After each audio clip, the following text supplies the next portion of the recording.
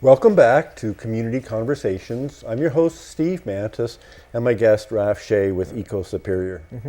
So, Raph, we were just really talking about bike etiquette, say. And I'm a person, when I was a kid, I rode a bike, but I really haven't ridden a bike in years. Yeah.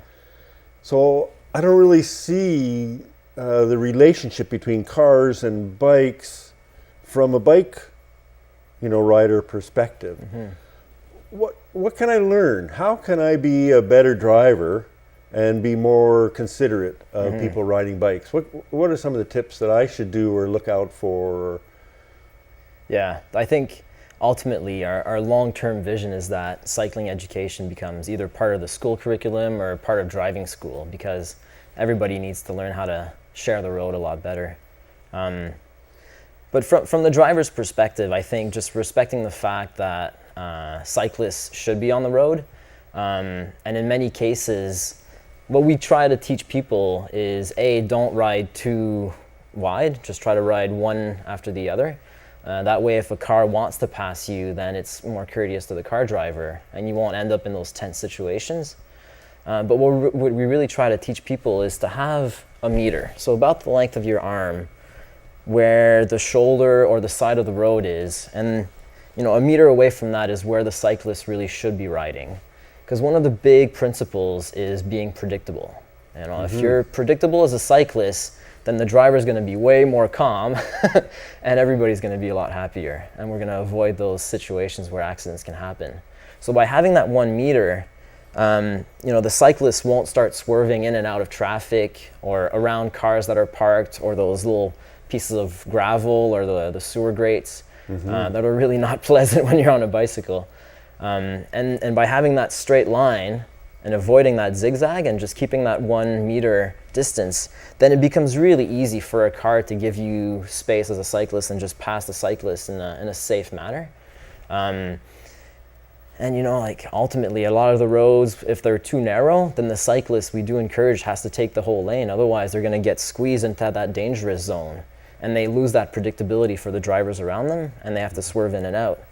So on the narrower lanes, the cyclist has to take the whole lane.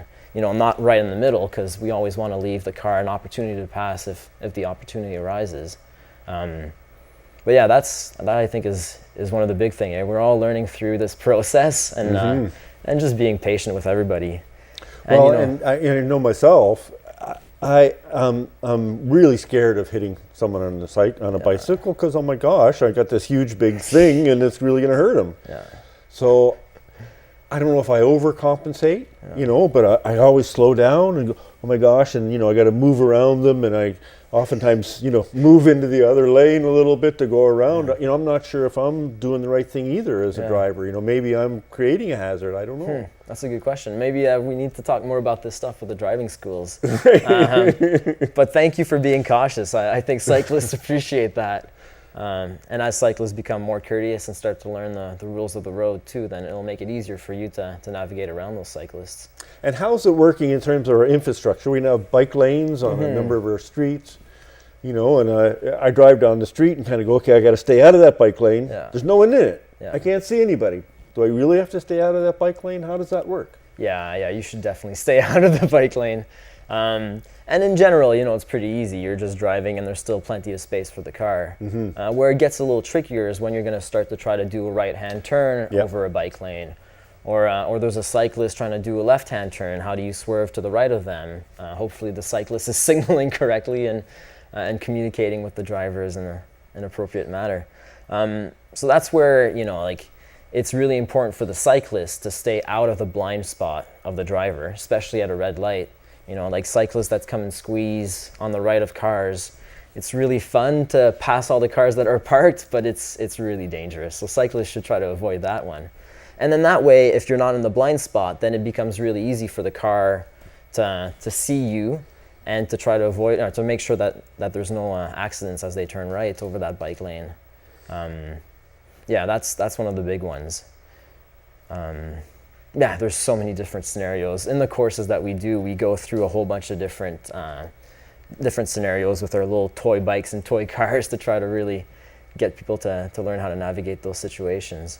Yeah. And so how can people find out more about those courses or about information? Is there a website or some way to do that? Yeah, our website is safecyclingthunderbay.com, and there's a whole bunch of different courses for women only, for older people, for kids. We do bike rodeos in schools, and we also do courses just for commuters in general.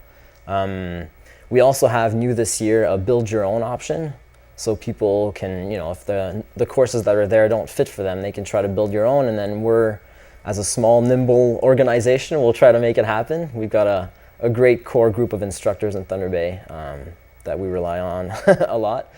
And if a course seems too much for people, a lot of people don't want to admit that they don't know how to ride a bike, because that's, it's as easy as riding a bike, right? We all know how to ride.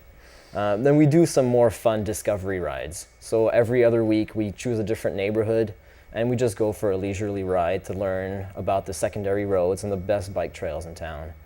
And it's a great way to learn more about our city and the little hidden treasures that we have to offer. So is there any cost to these courses or participating? The courses are $20, and that helps defer the cost of the instructors, because all our instructors are nationally recognized, and they do get paid. And the discovery rides every other week, those are free. They're just to have fun and get people out there. And how long would one of these courses run?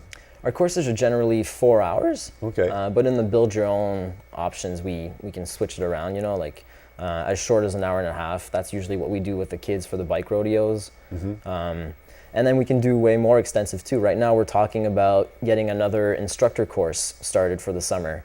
And that's a 2-weekend long, pretty extensive course. But at the end of that, people are certified to this national CAN bike standard. And they're free to teach and help people understand how to bike safely. Right on. Yeah. So this is a big coming change. You mentioned the commuter day, was it? I forget. That commuter challenge, yeah. Commuter challenge, where we were talking earlier, we increased like 10 times from year over year. Yeah. So this is a coming change. This is something we need to learn. All of us need to learn how to share the road with each other, and then make it safer for people to actually take that course and reduce. I mean, I may not be the one riding the bike, but I would like to be able to be part of the program that is reducing greenhouse emissions and feel good about that as well. Yeah. We all got to do our part on that one. So we're just running out of time, but Ecosuperior has a number of programs. Where can people find out more about that? Our website, ecosuperior.org, has a lot of information. It might get overwhelming. We're trying to make it more streamlined and clear. But a lot of our programs are seasonal too. Like we just finished Spring Up to Clean Up month, where a whole bunch of people participated in that to make our community nicer. Yeah, there's a whole bunch of programs, and our website is probably the best way.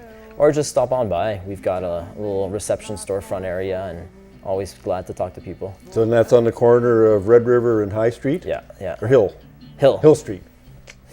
Red River and Hill. Raph, thank you so much for joining me today. And I want to encourage folks to share your thoughts, your comments, your suggestions with us. We have a Facebook page. It's Community Conversations. And please watch next week's show. We have Moses Shepard joining us, a local historian, and we're going to really focus mostly about some of the history in Atikokan. Thank you very much, and have a safe traveling day. Bye-bye. That's what we all gotta say.